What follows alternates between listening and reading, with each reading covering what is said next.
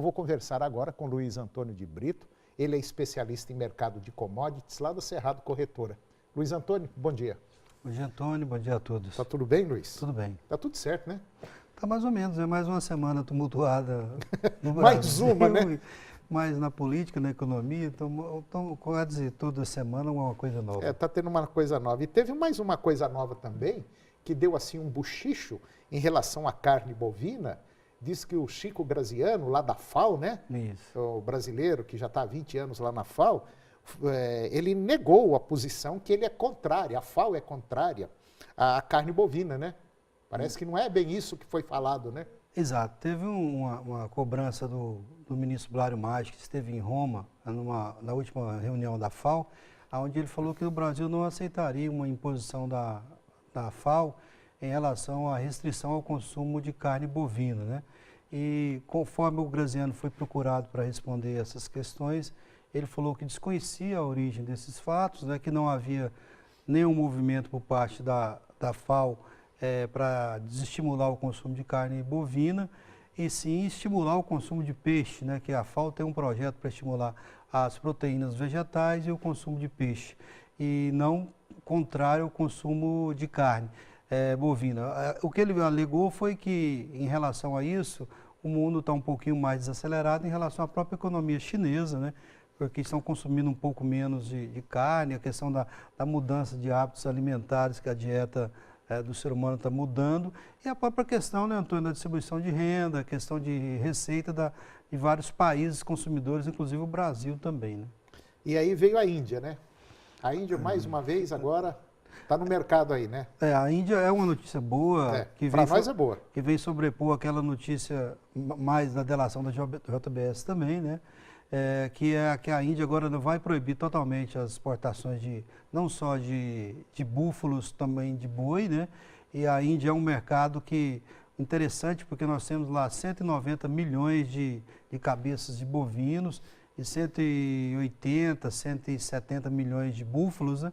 E foi todo o processo vai ser fechado. Isso quer dizer que praticamente o mercado em torno de 5 bilhões de dólares que a Índia movimenta por ano na exportação de carne, praticamente vai ser, vamos dizer que a economia na área de carne na Índia praticamente vai ser exterminada, né? Então, é um mercado que o Brasil pode tentar tomar, e para isso você tem que ficar atento, não deixar que esses escândalos aí que estão acontecendo um atrás do outro interfira no consumo e nas exigências dos mercados internacionais. Luiz, de maneira geral, você sabe muito melhor do que nós aí, que nós temos um mega potencial na área de produção de grãos, na área de produção de leite, de carnes, enfim. O Brasil é realmente um país, eu diria, até abençoado. Mas, Luiz, está faltando muita ética, muita seriedade no nosso país, não está? Eu acabei de dar uma notícia agora, que saiu uma notícia também no jornal Valor Econômico, até eu falei no primeiro bloco, da JBS, que pagava propina de até R$20 mil a 200 fiscais federais agropecuários para poder passar a malandragem, pô. Tá errado, não tá, Luiz? É difícil, porque você vê um mensalinho, né, o famoso mensalinho que a própria JBS relata na delação. É complicado porque você tenta defender toda uma cadeia, que é uma cadeia extremamente competitiva e importante, né? De geração de emprego, renda, já vem tomando o mercado mundial há muito tempo, e você vê uma notícia atrás da outra ruim. É difícil você convencer o mercado que as coisas estão sendo feitas com seriedade.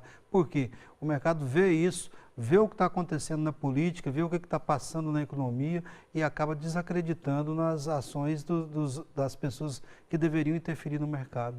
E nós vamos falar agora sobre a estimativa da safra brasileira que foi falada aí, anunciado pela Conab. É isso mesmo, Luiz? É isso, Antônio. Nós vamos falar agora no 10º levantamento da safra brasileira, que a Conab divulgou recentemente, e os dados informam aí novamente realmente um crescimento, né? Você vê um crescimento aí de 3,7% da área, que vai para acima de 60,6 milhões de hectares, e uma projeção aí da gente bater 237 milhões de toneladas nessa próxima safra. E juntamente com isso, veio as notícias do USDA também divulgando a safra americana de trigo, a safra mundial de soja e milho, fez com que os mercados recuassem preços nas cotações de Chicago, né? O milho teve uma alta aí, Antônio, de 45% em relação em relação à safra passada em produção, né? Sai de 66 para 96 milhões. É muita coisa, né? Muita coisa, né? E nós estamos passando um momento de redução do consumo interno, né? O dólar veio recuando depois dessas notícias aí políticas da semana. Aí ele tentou buscar o 3,35, voltou agora a 3,18, 3,19.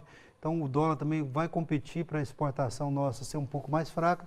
E os dados mostram que realmente nós vamos ter uma safra cheia, uma safra boa, por um lado positivo, com uma oferta forte de grãos, uma tendência de preços mais baixos de produtos ligados à agricultura, e mostra também aí um problema sério na questão da comercialização dos grãos e dessa safra e a armazenagem dela também. Quer dizer, mais uma vez, o gargalo da logística vai atrapalhar muita coisa, né? Vai, com certeza. Sendo que no nosso país, com a produção que a gente tem, nós poderíamos baixar muito, inclusive o preço dos alimentos, né, Luiz? Concordo. Temos condição tranquilamente. Quer dizer, o setor agropecuário tem condição de segurar as pontas do Brasil em dinheiro e tem condição de segurar as pontas da inflação abaixando o preço dos produtos. Mas, infelizmente, com essa política nojenta, desculpe a expressão, que nós estamos vivendo, é difícil disso acontecer. Luiz, leilões de PEP e PEPRO do milho. Exato. Pela segunda vez, o governo colocou o estado de Goiás nos leilões, né, Antônio? Eu fiz a questão de trazer os resultados aí do último leilão, porque no primeiro leilão o Goiás não teve interesse, o governo tinha colocado um prêmio, Antônio, de 48 centavos por saco, e nesse último leilão que você está vendo na tela aí foi 66 centavos, quer dizer, não fecha a conta, o mercado já não dá conta de equalizar o prêmio com valor de venda. Se você pega o Mato Grosso com uma oferta de 240 mil toneladas, só vendeu 40. É muito pouco, né, Luiz? Esse valor na frente é o preço de abertura, são R$ 2,68, né, que foi naquelas regiões. Algumas regiões do Mato Grosso sofrem muito, Antônio, porque você tem que somar o preço de venda com o preço do prêmio. E Goiás a mesma coisa. Quando eu falei que colocou 66 centavos em Goiás, o preço aqui está em torno de 17,50, 18. Se eu somar o valor da nota mais o valor do prêmio, não atinge o preço mínimo, que é R$ 19,21 em Goiás. Então, o que acontece? Não paga o custo. O produtor não consegue cumprir as exigências da Conab. Ele está com a nota de venda e vai ficar amarrado com esse documento e não consegue liquidar essa operação. Então, o governo fez os movimentos de PEPRO e PEPRO, houve algumas negociações, mas agora, na hora da consolidação da operação, pode ser que nós tenhamos problema para que o produtor formalize e concretize essas operações. Mais uma vez o produtor dançando. Mais uma vez, temos alguns problemas na frente que depende de alguma visão política aí dos órgãos para poder evitar que coisas piores aconteçam com o produtor lá na frente. Luiz, e só para finalizar o nosso programa, ranking internacional da produção aqui no Brasil. É outro ponto interessante que a gente deve observar. Só para você ter uma ideia, olha onde a gente está, a posição que o Brasil está. 69º. Né? Quer dizer, nós estamos em 69, lá embaixo. Nós mantivemos o ano passado, né? Não fomos para frente nem para trás. A Índia foi a grande novidade aí, que ela ganhou 6 posições e hoje a Índia é um país que tem mais um processo de inovação. A China ganhou 3 posições e o Brasil mostra que não está investindo em pesquisa, em inovação, em empreendedorismo e o Brasil vai ficando para trás na competição mundial. Né? Infelizmente, mas isso vai mudar ainda. Luiz, muito obrigado mais uma vez pela sua participação e até o próximo programa. Eu que agradeço, um bom dia a todos. E o programa de hoje chegou ao fim e eu termino com a seguinte mensagem. Saber escolher o tempo é saber economizar o tempo. Um grande abraço, um bom dia e até o próximo programa.